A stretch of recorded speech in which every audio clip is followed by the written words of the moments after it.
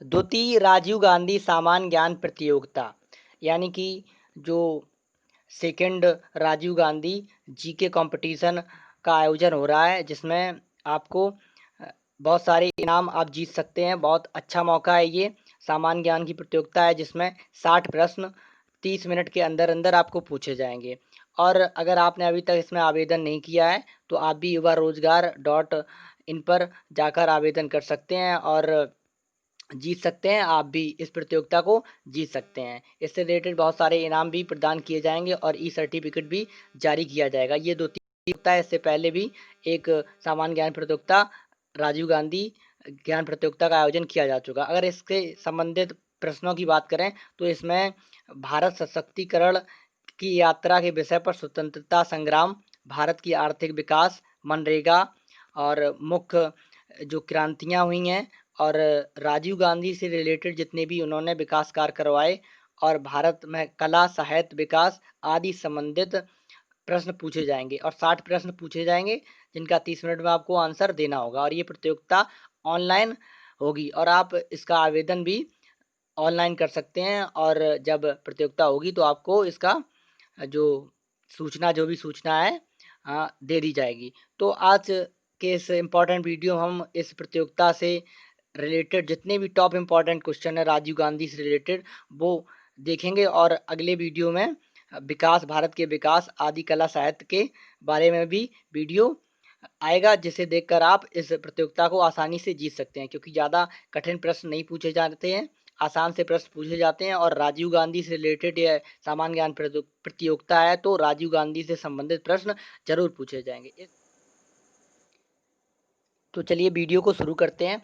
और इस जो ये वीडियो है इसमें बहुत ही इंपॉर्टेंट प्रश्न है। अगर आप इस प्रतियोगिता में भाग ले रहे हैं या आपने भाग पहले से आवेदन कर रखा है तो ये वीडियो आपके लिए बहुत काम का है।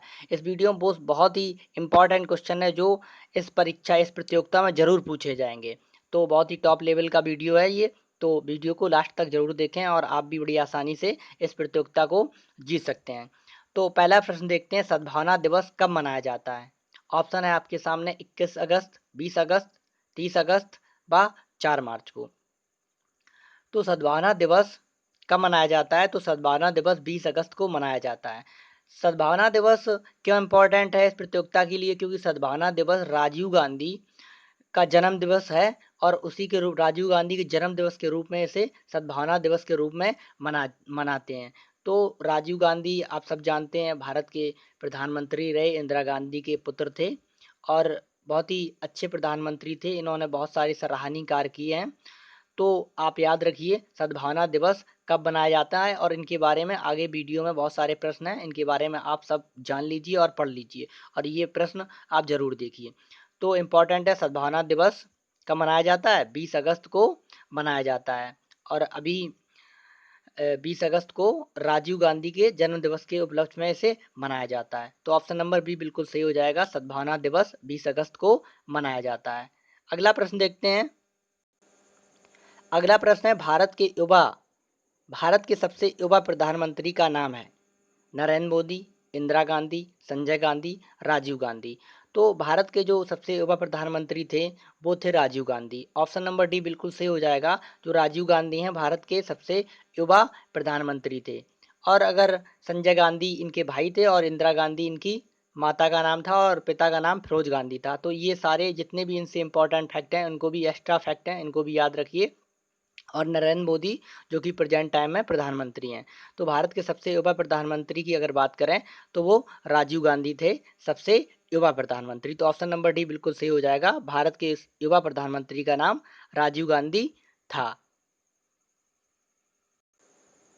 अगला प्रश्न है, आतंकवाद विरोधी दिवस कब मनाया जाता है?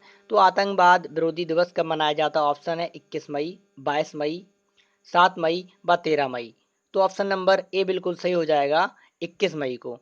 तो अगर बात करें 21 मई को क्या हुआ था, आतंकवादी हमले में राजीव गांधी की मृत्यु हो गई थी। इसके उपलक्ष्य में आतंकवादी विरोधी दिवस इनके मृत्यु के दिन मनाया जाता है, ताकि आतंकवाद बहुत ही खतरनाक समस्या है।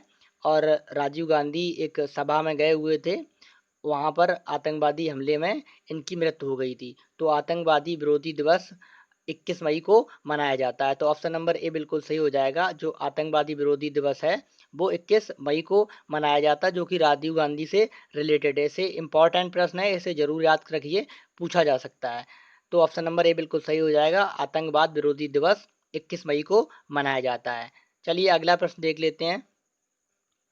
अगला प्रश्न है, राजीव गांधी किस क्रम के प्रधानमंत्री थे? यानी कि जब वो प्रधानमंत्री बने तो वो कौन से क्रम के प्रधानमंत्री थे? ऑप्शन है दूसरे, सातवें, छठवें व पांचवें। तो ऑप्शन नंबर सी बिल्कुल सही हो जाएगा। जो राजीव गांधी थे वो छठवें क्रम के प्रधानमंत्री थे, और कहीं कहीं सातवें क्रम के भी लिखा है, लेकिन बिल्कुल गलत है वो, उस पर ध्यान मत दीजिए। जो राजीव गांधी थे वो छठवें क्रम के प्रधानमंत्री थे। इंपॉर्टेंट है, पूछा जा सकता है, ऐसे प्रश्न जरूर पूछे जाते हैं। तो राजीव गांधी किस क्रम के प्रधानमंत्री थे? छठवें क्रम के प्रधानमंत्री राजीव गांधी थे, और सबसे युवा प्रधानमंत्री भी राजीव गांधी ही थे। तो ऑप्शन नंबर सी बिल्कुल सही हो जाएगा। राजीव गांधी छठवें क्रम के प्रधानमंत्री थे। चलिए अगला प्रश्न देखते हैं। अगला प्रश्न है, देश के सबसे युवा प्रधानमंत्री कितने उम्र में बने? तो देश के प्रधानमंत्री, युवा प्रधानमंत्री आपको पता है राजीव गांधी थे, और सबसे युवा प्रधानमंत्री थे, और वो छठवें क्रम के प्रधानमंत्री थे। तो वो कितने वर्ष में प्रधानमंत्री, जब प्रधानमंत्री बने तो उनकी उम्र कितने वर्ष की थी? 30 साल की, 40 साल, 43 साल या 44 साल?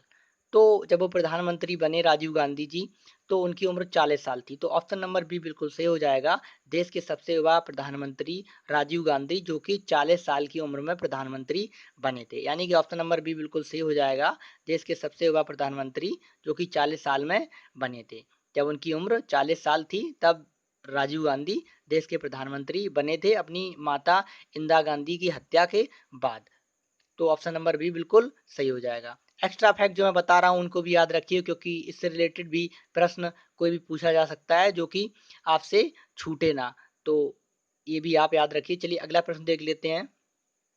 अगला प्रश्न है, राजीव गांधी राजनीति में आने से पहले क्या थे? तो राजीव गांधी पहले राजनीति में नहीं थे। तो वो क्या थे? कांग्रेस अध्यक्ष थे, नेता थे, पायलट थे, सैनिक थे। तो जाहिर सी बात है वो राजनीति में आने से पहले कांग्रेस में नहीं थे, यानी कि तो वो कांग्रेस के अध्यक्ष नहीं थे। तो ऑप्शन नंबर ए एनिमिलेट हो जाएगा। और बी, वो नेता भी नहीं थे, और वो सैनिक भी नहीं थे। तो ऑप्शन नंबर सी बिल्कुल सही हो जाएगा। वो पायलट थे, यानी कि राजीव गांधी राजनीति में आने से पहले एक पायलट थे और इंडियन एयरलाइंस में नौकरी करते थे। ऑप्शन नंबर सी बिल्कुल सही हो जाएगा, वो पायलट थे। चलिए अगला प्रश्न देख लेते हैं। अगला प्रश्न है, चुनावों में मत देने की उम्र 21 से 18 किसने की थी? ऑप्शन है राजीव गांधी ने, लाल बहादुर शास्त्री ने, इंदिरा गांधी ने, अटल बिहारी ने। तो जो पहले जब संविधान बना था तो उसमें 21 वर्ष वोट देने की उम्र थी आपको मतदान करने की, लेकिन राजीव गांधी ने जब वो सरकार उनकी बनी, अपनी जो वो प्रधानमंत्री बने, तो उन्होंने संशोधन करके 21 से 18 वर्ष उम्र कर दी थी मत देने की, यानी कि चुनाव में वोट डालने की। तो ऑप्शन नंबर ए बिल्कुल सही हो जाएगा। 18 से 21 वर्ष उम्र करने का श्रेय जो राजीव गांधी को जाता है। तो ऑप्शन नंबर ए बिल्कुल सही हो जाएगा। चलिए अगला प्रश्न देख लेते हैं। अगला प्रश्न है, राजीव गांधी ने प्रधानमंत्री के रूप में कब शपथ ली? तो राजीव गांधी पहली बार प्रधानमंत्री कब बने, उन्होंने कब शपथ ली? ऑप्शन है आपके सामने, 1984, 1999, 1970, 1980। तो 31 अक्टूबर 1984 को इंदिरा गांधी की हत्या कर दी गई। उनके अंगरक्षक सिख अंगरक्षक थे सतबंध सिंह द्वारा।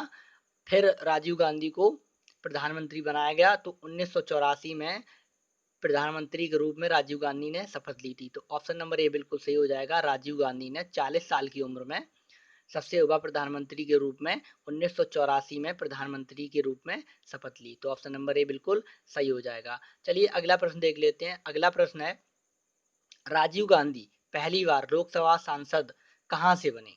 यानी कि जब वो लोकसभा सांसद बने तो कहां से बने पहली बार? तो आप जानते हैं कि सांसद जो सांसद होते हैं, लोकसभा सांसद, और संसद में दो सदन होते हैं, व लोकसभा व राज्यसभा।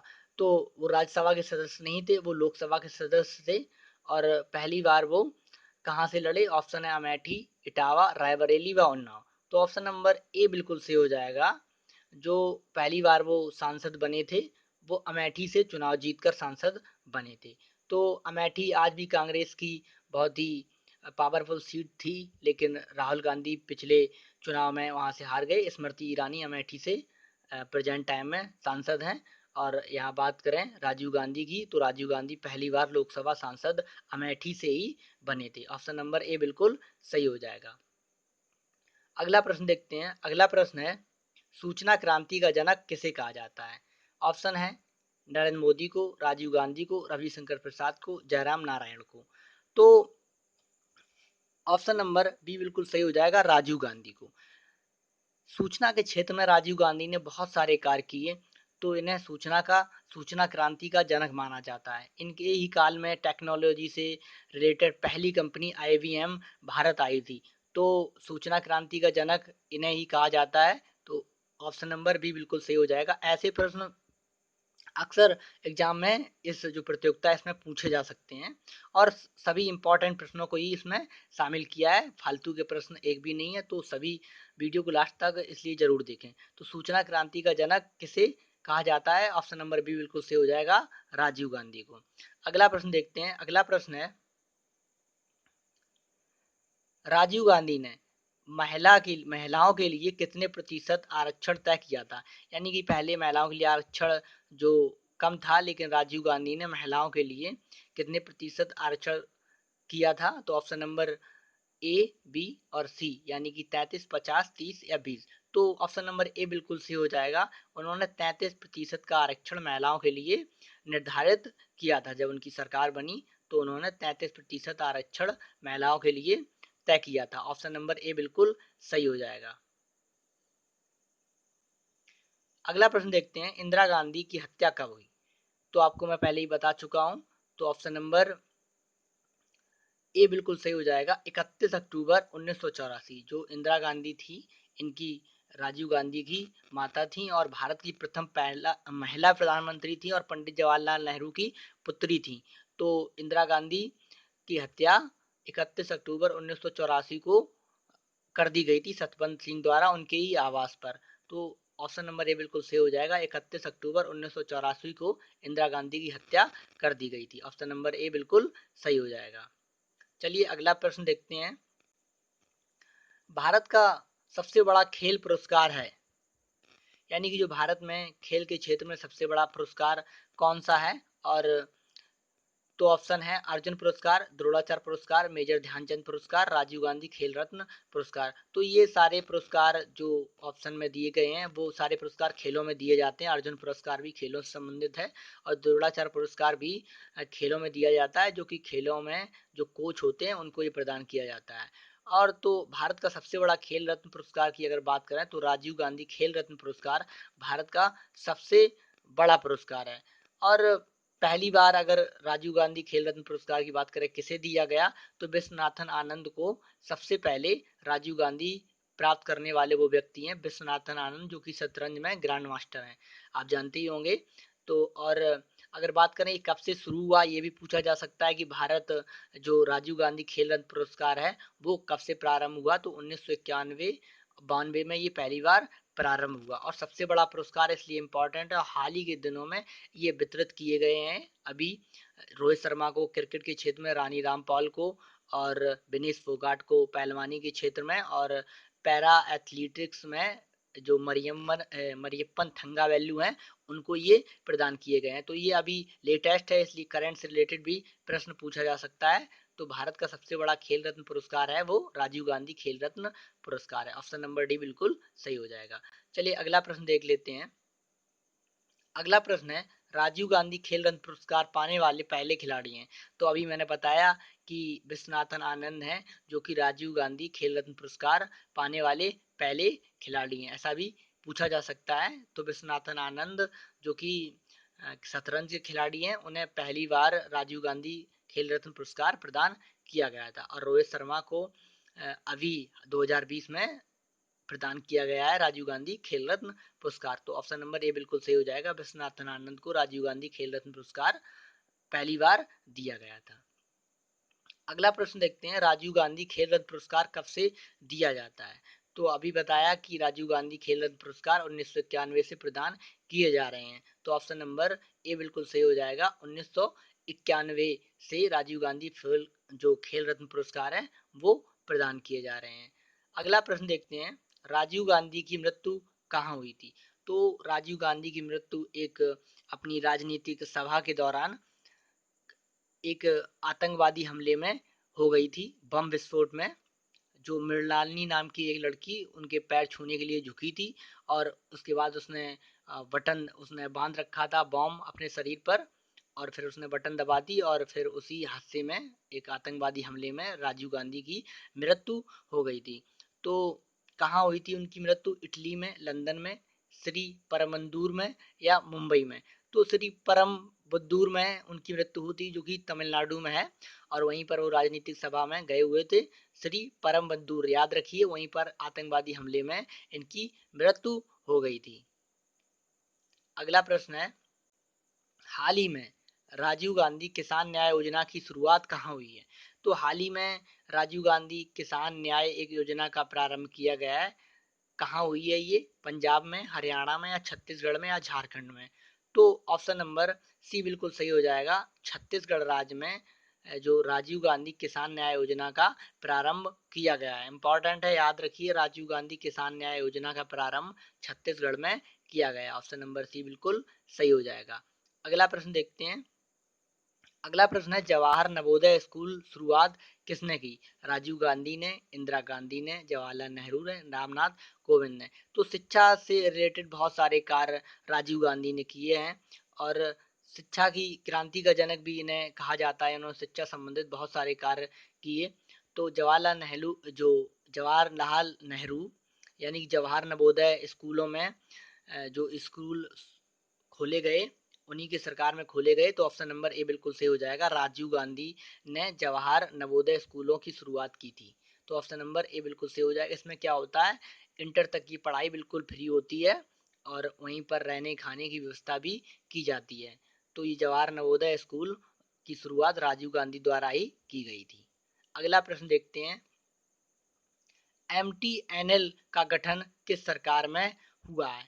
तो एमटीएनएल का गठन किस सरकार में हुआ?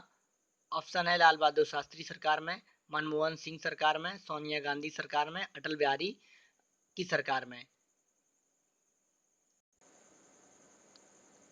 तो एमटीएनएल एक दूरसंचार कंपनी है जिसका जो गठन हुआ वो राजीव गांधी की सरकार में हुआ है। तो Rajiv Gandhi, option number A बिल्कुल सही हो जाएगा। राजीव गांधी की सरकार में एमटीएनएल का गठन हुआ था।